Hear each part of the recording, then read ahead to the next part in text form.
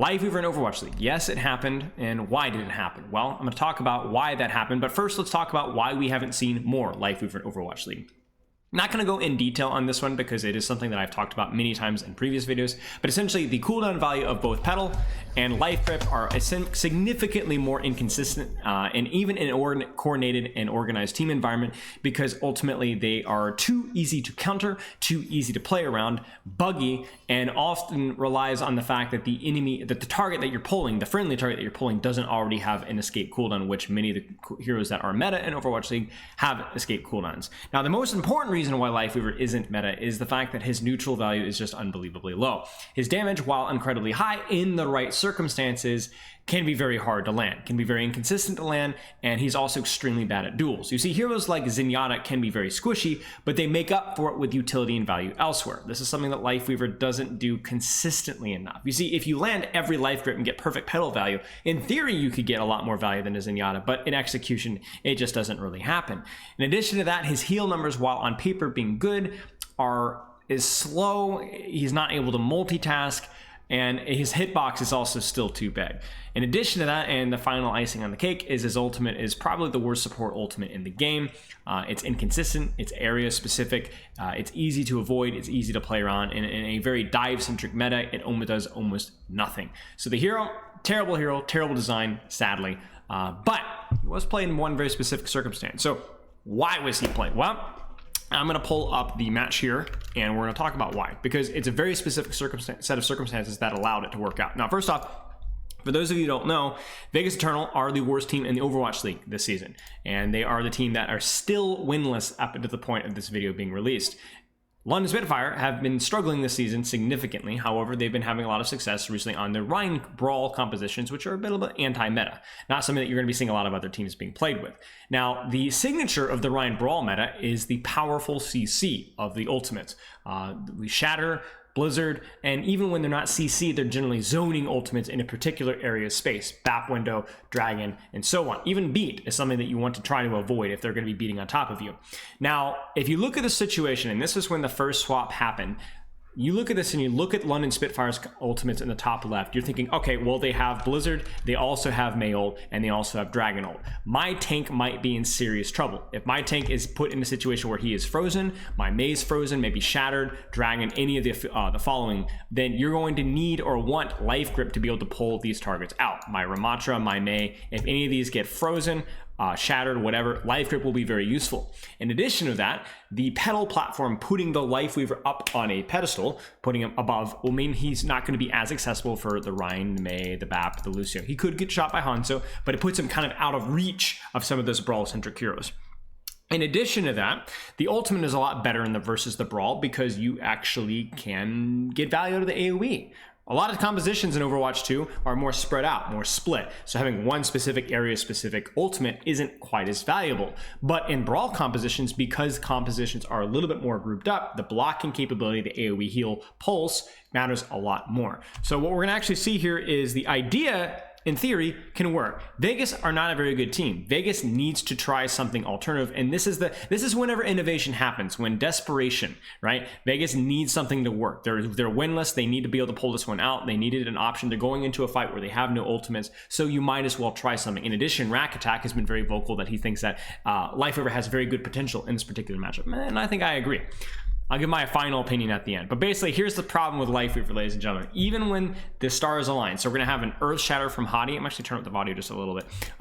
Earth Shatter from Hadi is actually used onto the Mei. The problem is, well, Life Grip bugs out. And I'm actually going to skip ahead later in this video to the halfway point, but it actually just catches on the payload and doesn't even pull the Mei out. And see, that's the problem with this hero, is even when it's the perfect circumstance, it doesn't do the job. The pull dies on the cart.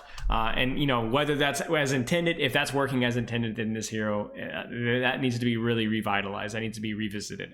So anyway, so terrible. We're gonna move on to the next map. Now, this one is even more interesting because the London Spitfire are rolling out on a symmetric composition, and this is where Lifeweaver has another added benefit. Now, You lose Lucio's speed to be able to push and pull and kite ultimates. But what you gain is the ability to hold on an off-angle position and pull people out to safety, as well as being able to heal from high ground. That's something that Lucio is not able to do quite as well, at least certainly not to the potency that Lifeweaver is. In addition to that, what London are likely to do is utilize their TP to access a target, something that Petal can help the Lifeweaver avoid. You TP on me, I Petal in the air, you can't reach me. So I want to take a look at the Bastion as well, because that's another little detail where in theory, the Bastion can take an aggressive position, doesn't have any mobility, he gets rushed, he gets pulled out, all those resources, all that attention wasted on focusing the Bastion don't work. And actually, it ends up being a bit of a goof up from Rakattack, who takes the high ground off angle here to be able to heal and pull the Bastion, but he's just a little bit too slow. You see right here is the opportunity where we need to pull. He's just a little bit too slow because he has the heal charge. That right there is Lifeweaver's value if we were able to hit that. Now the funny thing is that look at Backbone here. So Backbone is the Mei player in the bottom right corner of your screen. He's gonna actually wall off the Lifeweaver at the same time as the pull and finale goes through, who's the Mei who doesn't have ice block. Bam, blocked off. So this is what I was saying. In theory, it sounds like, oh, this is going to be a really OP ability, but the problem is that not only does it require a level of coordination that can be difficult to apply, but even in coordinated environments, that very same coordination can be used against you and counter the coordination of the hero for pull things like pull and pedal. By the way, check this one out. This is a pretty neat pull here. So there's the Blizzard from Backbone used. You're going to see it's going to catch the Ramatra, who then gets yoinked right out again. No freeze for you. Pretty cool. Ramatra definitely would have died there, given the Blizzard and the VAP window, so that's a lot of pull value there. We're going to keep skipping forward, and I'm going to skip from different fights. I'm not going to pause every single time the Lifeweaver gets value. I'm going to focus on the more significant portions. For example, right here, this little life grip Petal, Petal here, Petal platform could allow the Bastion or the Mei to take high ground and take it high ground off angle to shooting on backline. Is it something that they're going to use? I don't know, but it's an option. In addition, if they were to use Simwall or Beat and try to push forward, one of the squishier characters could take it and ride up to avoid the push. So a cute little thing from Rakattack there, kind of pre-pedaling the fight just in case something happens. We're going to skip ahead to 54-25. And this is again a situation where London is just able to outplay the Petal platform or the life grip so much better. So you're going to see Bap and Hanzo slowly walking forward into the next door. Fine. It gets Maywalled, and then that's going to force Bap, Shift, and Lamp. No big deal, right? We can pull out. Well, no. Again, it gets blocked by structures. Now, this is something part of the balance of the ability. I understand why it's in place like this, but the fact that it is broken so easily by things like this is exactly why it's not useful. And that's the problem with this ability. It's a totally fine pull, but London Spitfire easily counters it, whether it's accidentally with the card or with the Maywall, and the ability is completely shut down. Okay.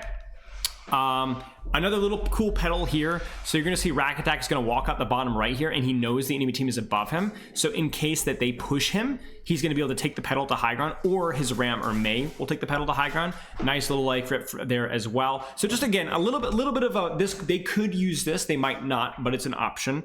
And again, I'm going to see what I would describe as a good try here. Check this out. So London slowly taking the high ground there. Hanzo above, and there's the pull. Actually, he gets pincered. But the good try here is look at the peel from Rakattack. So the pin, there's the ultimate here that's gonna block off LOS of the Batiste while also healing the Ram and cutting off Hadi's LOS. But the problem is then, okay, it gets countered, and that's pretty much it. That's the problem with this ultimate, is it provides a burst of value, but it doesn't consistently provide enough value for it to be considered an ultimate. Again, this is the weird dichotomy with Lifeweaver, where for a blocking tree to get value, for a life grip or a Petal to get consistent value, requires a level of understanding and cohesion and coordination. But when you get to a level to where that cohesion and coordination is good enough for it to be valuable, then it's also very easy to counter. For example, at this highest level, a pulsing tree for 50, 75 healing is not going to do much. It's it's going to be significantly weaker than any other support ultimate, right?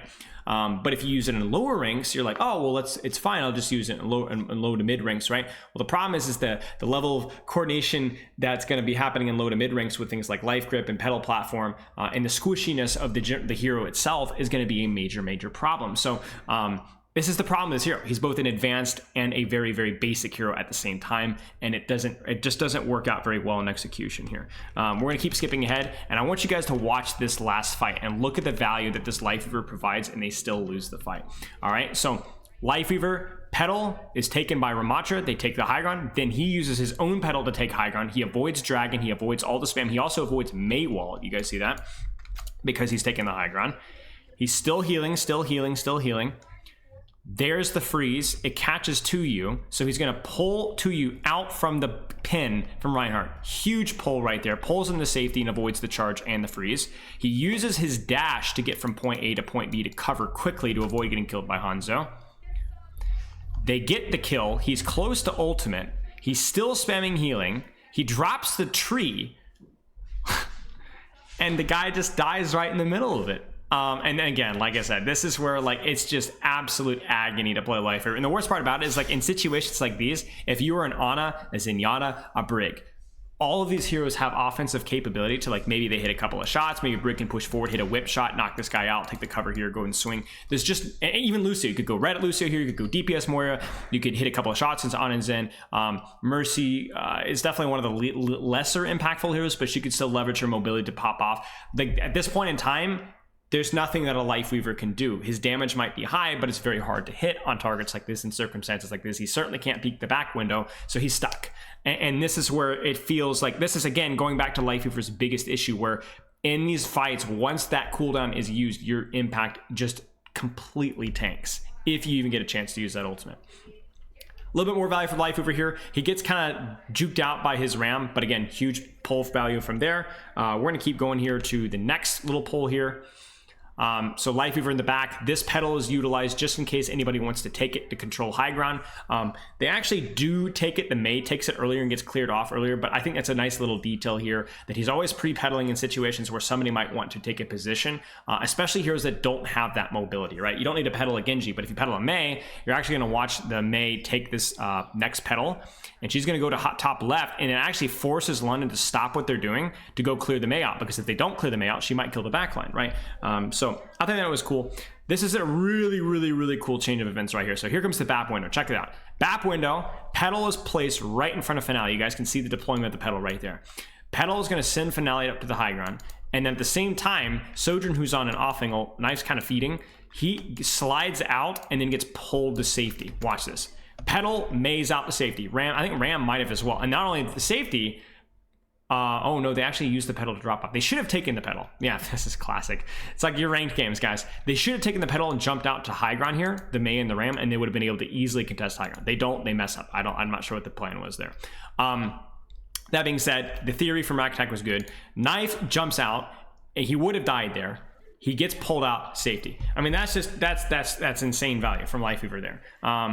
And then that's going to allow them to actually win this fight. They use the ultimate to shut. It doesn't really block Blizzard, but it gives them that extra little bit of sustain of value there. So, you know, was the ultimate the key thing there? Again, the Petal there, I feel like that was probably used preventatively just in case they decide to push the May. But yeah, okay, we're going to keep going here. There's only a few more timestamps. I think actually I only have one more here. Okay, so then we're going to get on to second. So Finale, they get Blizzard and beat, so kind of a misplay from London here, but he gets pulled out. Great pull. He's stuck in a corner though, so that's not good. And then he uses his ultimate, but then the Ryan just pins into the middle of the backline. And this is like the thing, like if you can get on top of a Lifeweaver, there's no way, he has no way, real consistent way of escaping without Petal. And that's, like I said, very inconsistent, especially because enemies can take the Petal and proc the Petal as well. So again, it's like classic Lifeweaver where like everything is, the stars aligned, we're able to get the pull, he's able to get the ultimate off as well, and it just doesn't matter. The ultimate actually does nothing to contribute to the win. So was it a good play? I think, was this a good decision from Rakattack? And I would say, given the circumstances of Vegas and that they needed to kind of not pull a miracle out, but they're at a significant disadvantage, would Vegas have done better to play Lucio? I'm not so sure. I think there was a decent amount of Lifeweaver value. I think everything that they could have done with the Lifeweaver just about was squeezed out. I think Rak played it reasonably well, all things considered. And it did get value, especially versus the compositions that London were winning. I think it made a lot of sense. But this is like one of the situations where you can look at this and be like, could Raka played it better here and there? Yes, probably. But I think he did a pretty darn good job of it.